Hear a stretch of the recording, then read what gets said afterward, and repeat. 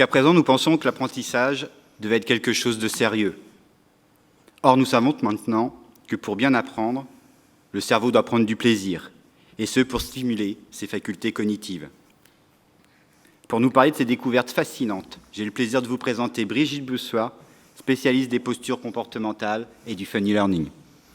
Bonjour à tous, je suis ravie de partager 15 très petites minutes avec vous pour vous parler d'un sujet qui me tient très à cœur et qui est un sujet de passion pour moi. Alors, le sujet, ça va être comment former avec les neurosciences, et on va voir une application opérationnelle au travers de la méthode Funny Learning, qu'on peut résumer assez simplement par une question. Comment éveiller la curiosité, comment éveiller le désir et l'envie d'apprendre ? Alors, je ne sais pas quel est votre métier, peut-être êtes-vous responsable de formation, peut-être vivez-vous au quotidien la difficulté d'organiser des formations présentielles, d'attirer des gens dans les séminaires qui vous disent que les tours de table sont dramatiquement longs, qu'ils s'ennuient, qu'ils auraient besoin d'un autre type de formation. Peut-être est-ce que vous êtes des consultants, des enseignants ou peut-être des coachs ou des managers et peut-être aussi des parents qui accompagnaient vos enfants dans leur apprentissage. En tout cas, vous avez tous remarqué que les nouvelles générations attendent bien autre chose de la pédagogie. Alors, le fort impact des nouvelles technologies, évidemment, a bouleversé les comportements et on voit ces générations Y qui sont dans une forte demande qu'on fournisse enfin une pédagogie qui soit tout autre. Alors, parlons de ce savoir qui à l'heure actuelle est disponible sur Internet. Il faut quand même savoir que ce savoir, il est multiple, il est à jour, il est très pointu. Il faut savoir que tous les 3 mois et demi, ce savoir se multiplie par 2. Il est en même temps vivant, puisque maintenant les formats vidéo nous permettent d'avoir une sorte d'intimité relationnelle avec celui qui est derrière. Et par exemple, 200 000 vidéos sont mises chaque jour, rien que sur YouTube, sont mises en ligne chaque jour. Donc tout ça, c'est impressionnant, d'autant qu'en plus, ce savoir est devenu excessivement sexy, puisque l'industrie du game s'en est chargée. Il faut savoir que l'industrie du game sur Internet, ça vient en 2e position. Donc évidemment, les nouvelles générations, elles ont pris des nouvelles habitudes, et de ce fait-là, elles attendent quelque chose de différent. Alors on est tous absolument persuadés qu'il faut changer la pédagogie. Emmanuel Davidenkoff nous l'a suffisamment dit dans son livre que je vous conseille largement, La Révolution numérique. Et il nous en dit surtout qu'il va falloir faire très très vite pour changer cette pédagogie. Les neurosciences nous donnent des pistes incroyables, des pistes exceptionnelles, mais en même temps des pistes assez théoriques. Donc la question, c'est concrètement, qu'est-ce que nous, les pédagogues, nous pouvons faire? Comment nous pouvons changer cette pédagogie? Alors, on va faire... donc moi, mon plaisir serait qu'en 15 minutes, en fait, vous ayez envie d'oser des choses, de changer la pédagogie. Alors, évidemment, oser, c'est prendre un certain nombre de risques, mais si à l'issue de cette présentation, vous aviez envie justement de changer quelques lignes dans votre pédagogie, pour moi, le pari serait largement gagné. Alors, qu'est-ce qu'on sait du cerveau? On sait, alors les astrophysiciens, par exemple, nous expliquent que l'univers, à l'heure actuelle, est tellement complexe qu'on en connaît 1%. Et d'ailleurs, en neurosciences, c'est exactement la même proportion. Les scientifiques nous disent qu'on connaît 1% de cette structure qui est la structure la plus complexe que nous connaissions. Alors, on en connaît aussi pas mal de choses. Là, on a un film assez exceptionnel qui nous permet de voir le fonctionnement du cerveau en action. On sait que notre premier cerveau, c'était celui qu'on avait dans le ventre, que nos neurones ont migré, que nous avons un cerveau reptilien archaïque, je le fais en ordre chronologique, qu'un cerveau limbique nous permet de gérer nos émotions, nous permet en même temps de gérer la survie, de gérer notre corps, la reproduction aussi, et que ce cerveau limbique est capable de court-circuiter littéralement notre cerveau néocortex, qui est en fait le cerveau le plus récent, un petit peu comme une sorte de grande couverture de 2 mètres carrés que nous aurions pris le soin de plisser complètement avec plein de circonvolutions, histoire d'y rentrer une plus grande capacité de stockage, car le néocortex, c'est l'endroit de stockage de nos pensées. Alors on sait aussi qu'habitent dans cet univers complexe 100 milliards de neurones, ça fait pas mal, eux-mêmes connectés à 100 000 milliards de synapses. Donc là on commence à se perdre dans les chiffres et on pourrait donc sur ces neurones dire eh bien ils vivent, ils naissent, ils meurent, ils voyagent puisqu'ils reviennent au centre se reconsolider. On sait que certains synapses, certaines cellules, comme la cellule de Purkinje, est très intéressante en apprentissage parce qu'elle est connectée à 250 000 de ses collègues. Et donc, ça veut dire aussi qu'elle est intéressante dans les apprentissages d'automatisme. Alors, qu'est-ce qu'on peut faire de tout ce qu'on sait à l'heure actuelle du cerveau concrètement? Alors, je vais vous poser une question. Et je vais vous demander de vous souvenir de la dernière session de formation que vous ayez eue, qui a été particulièrement impactante pour vous. Voilà, je vous laisse peut-être fermer les yeux quelques secondes et vous demander pourquoi elle a été impactante. Qu'est-ce qu'il en résulte? Quelles sont les émotions que ça a suscité chez vous? De la joie, de l'excitation, peut-être de la peur, de la surprise, je ne sais pas. En tout cas, il y a fort à parier que les émotions que vous avez vécues ont été, en tout cas, habilement, probablement proposées par la personne qui prenait le lead sur ce séminaire et qu'on y retrouvera un certain nombre d'ingrédients que nous allons pouvoir voir ensemble. Alors la méthode Funny Learning, elle repose sur 8 piliers, 15 minutes sur 8 piliers. Là, mathématiquement, je n'y arrivais pas, donc j'ai choisi de butiner sur quelques aspects qui me semblaient intéressants de partager avec vous. Alors en tout cas, peut-être que ce formateur de cette formation exceptionnelle qui vous a impacté et qui vous a permis de mémoriser, eh bien, peut-être il avait une posture qui ressemblait un petit peu à celle-ci, sauf que le formateur, il n'était pas au milieu. Parce que si on dit qu'on se centre sur l'apprenant, et on n'arrête pas de dire maintenant il faut se centrer sur les apprenants, mais alors où est le formateur? Il ne peut pas être au centre. Il n'y a pas de la place pour deux centres. Donc ça veut dire qu'il faut que le formateur ait la générosité, l'intelligence et peut-être l'expérience pour pouvoir au contraire mettre au centre les apprenants de manière à susciter cette intelligence collective. Donc ça voudrait dire aussi que dans sa posture, il est absolument persuadé que le savoir qu'il va transmettre est beaucoup moins important que l'intelligence collective qui est à ses côtés et que donc le savoir que le groupe est capable de reconsolider lui-même. Alors vous voyez que tout ça, ça demande une grande connaissance de soi, ça demande d'avoir confiance en soi parce que à quoi je sers en tant que pédagogue si ce n'est pas pour transmettre du savoir? Alors effectivement, il y a tout un rôle, le rôle de l'école et le rôle de la pédagogie à revisiter. On va revenir un petit peu plus loin sur ce concept. Alors John Medina, qui est un des plus fameux chercheurs en neurosciences à l'heure actuelle, conseille, pour arriver à changer la pédagogie, déjà de démarrer par une chose, c'est le pédagogue doit se connaître. Car à l'heure actuelle, il y a un constat qui est assez affligeant, c'est que 67% des gens qui transfèrent la pédagogie transfèrent comme ils ont appris. Donc si je ne me connais pas, je pense que tout le monde a besoin d'apprendre de la même façon que celle qui m'a permis d'apprendre autant de choses. Et avec ça, vous voyez vite qu'on est en train de s'enfermer dans un cercle qui est relativement vicieux, puisqu'en France, on a quand même 150 000 enfants qui décrochent chaque année, donc on devient de plus en plus champion dans cette catégorie. Alors, nous, on propose, pour qu'un enseignant puisse se connaître lui-même, on propose un profil de personnalité, travailler sur sa personnalité, qu'il comprenne les grandes tendances de sa personnalité, ce qui va permettre aussi de comprendre quelle est sa zone d'inconfort et donc les situations et les styles d'apprenant qui vont être pour lui le plus difficiles à gérer.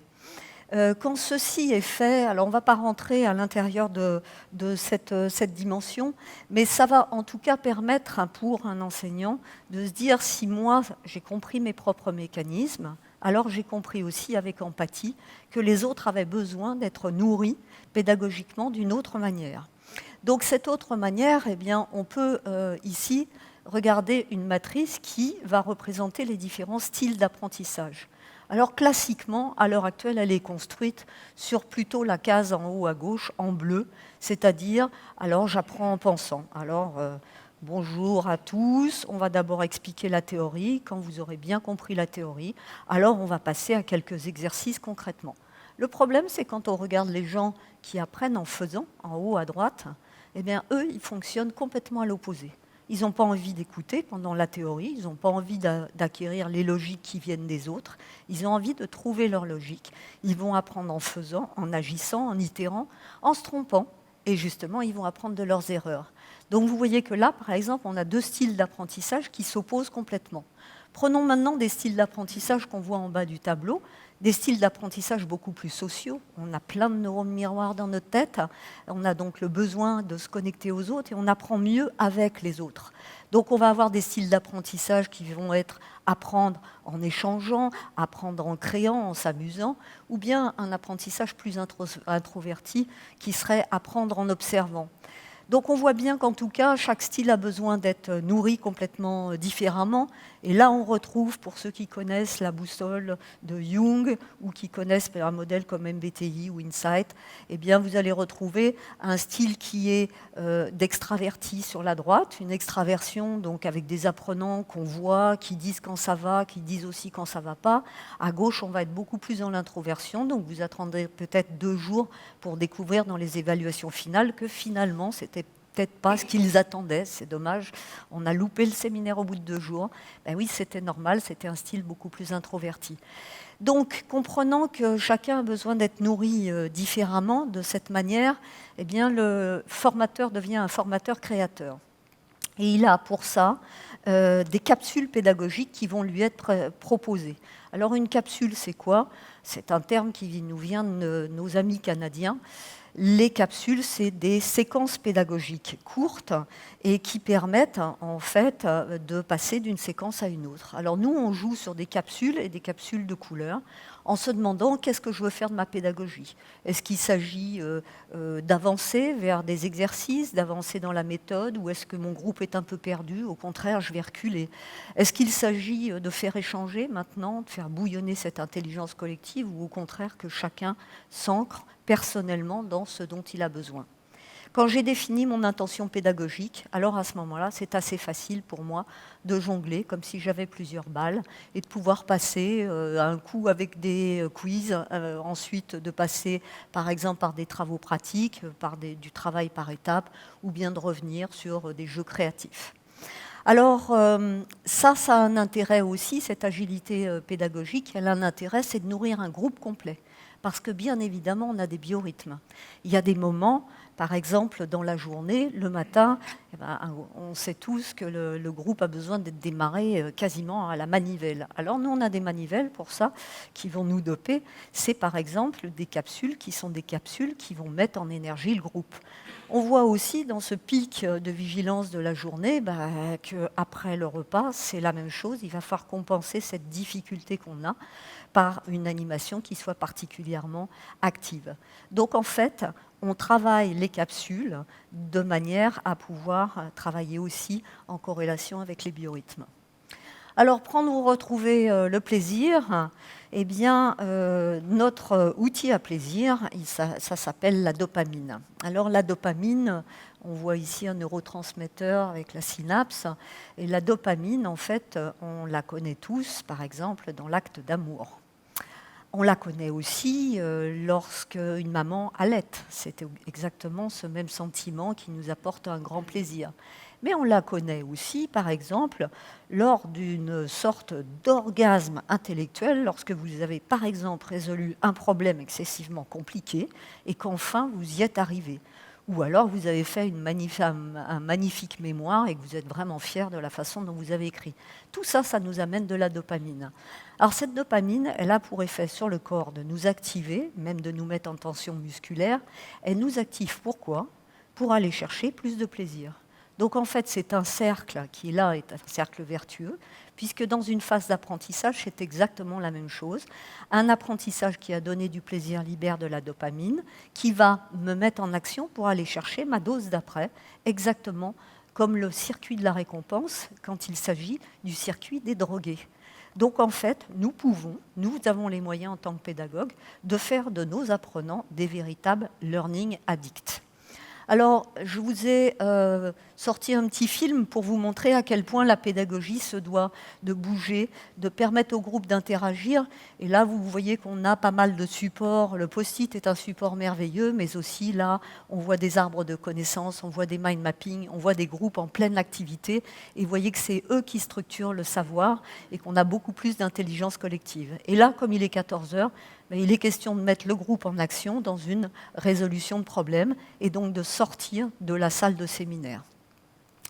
Alors, comment jouer avec les émotions? Et déjà, pourquoi jouer avec les émotions? Pour une raison simple, c'est qu'on se souvient tous, par exemple, de ce qu'on faisait le 11 septembre, cette journée terrible.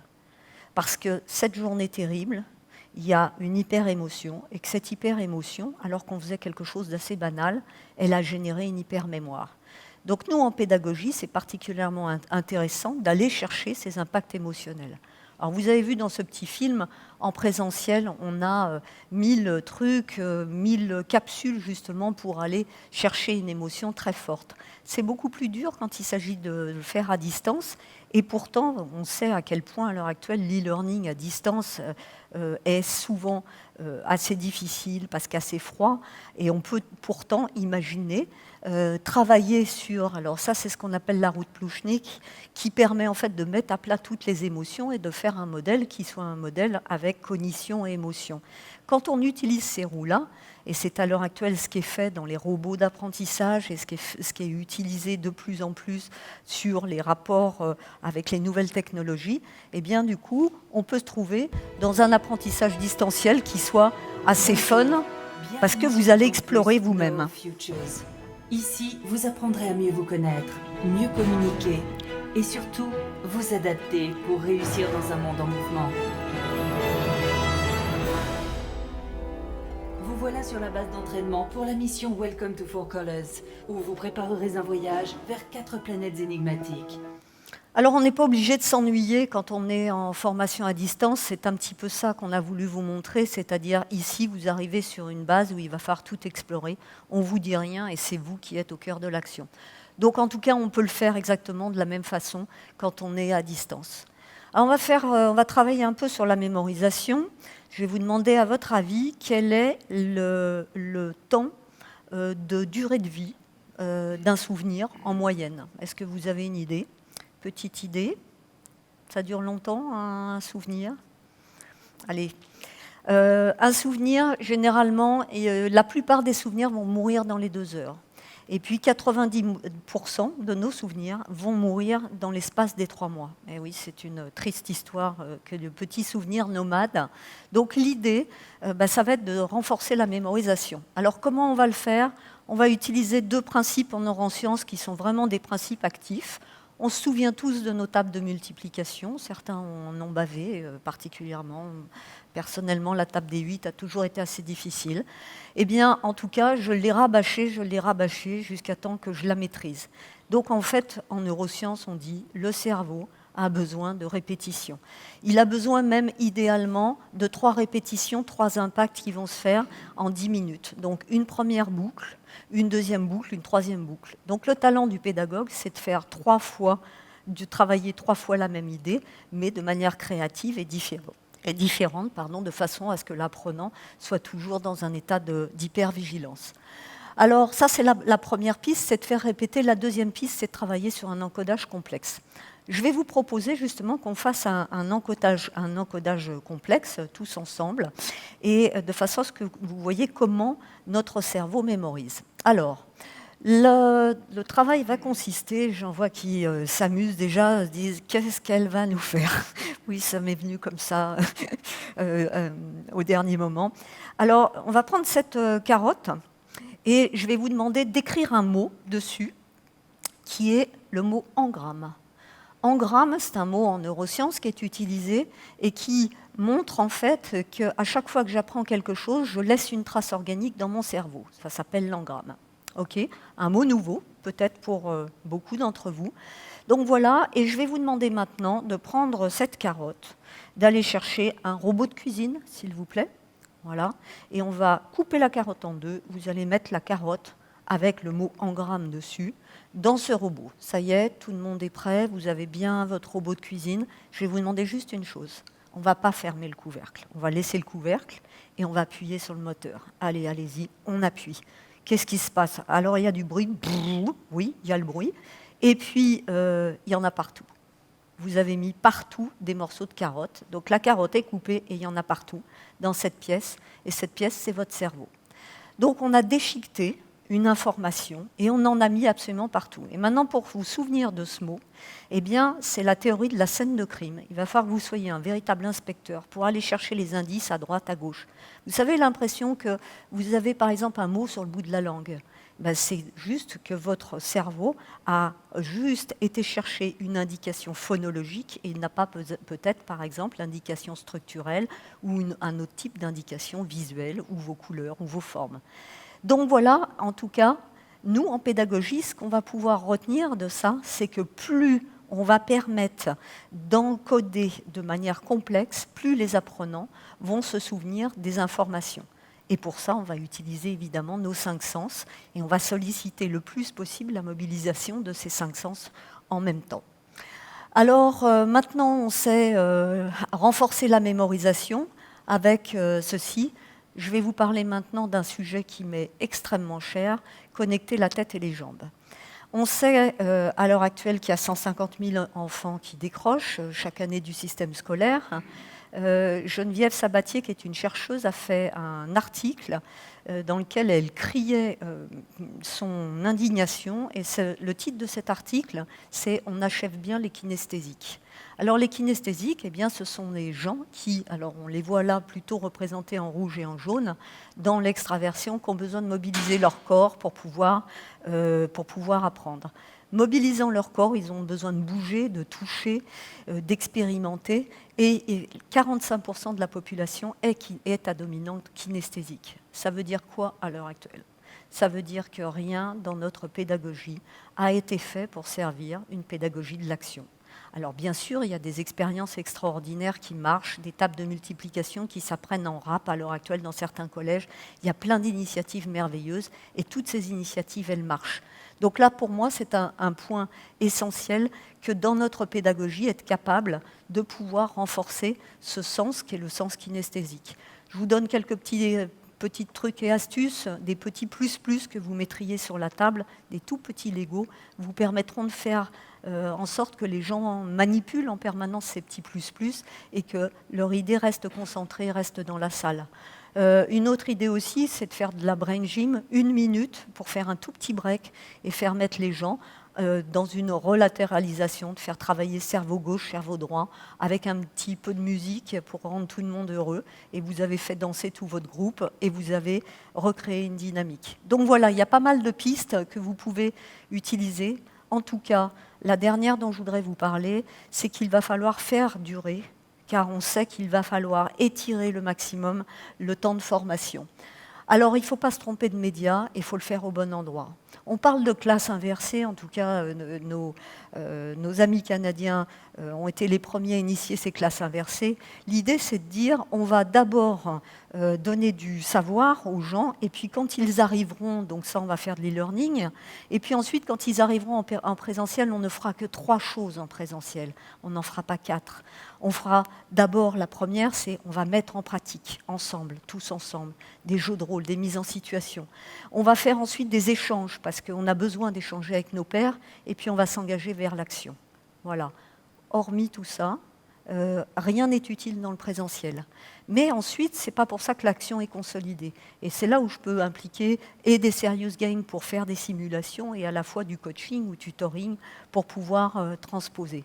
Donc vous voyez que là, il y a fort à réfléchir sur la manière dont on utilise à l'heure actuelle le présentiel, puisqu'à chaque fois qu'on donne de l'acquisition de savoir, on est hors d'une définition actuelle idéale du présentiel. Donc ça donne à beaucoup, bien sûr, à réfléchir sur la fonction même de pédagogue à l'heure actuelle. Alors c'est un sujet qui, s'il vous a plu, que vous pouvez continuer d'explorer. Plusieurs pistes, les formations qui sont proposées par ILS, elles vous donneront probablement l'envie justement de rentrer dans ce système de funny learning. Vous pouvez aussi nous rejoindre au Festival de l'innovation chaque année, parce que c'est une intelligence collective qui se met en œuvre et qui innove chaque année. Vous pouvez aussi venir en certification sur le funny learning si vous êtes dans la RH, consultant. Et puis, dernière chose, nous sommes en train de finaliser un livre qu'on écrit avec Jean Lefebvre sous le regard scientifique et bienveillant de Jean-Philippe Lachaud, qui est directeur à l'INSERM. Voilà, autant de moyens de pouvoir continuer ensemble cette histoire, cette grande histoire pédagogique. Voilà, je vous remercie infiniment.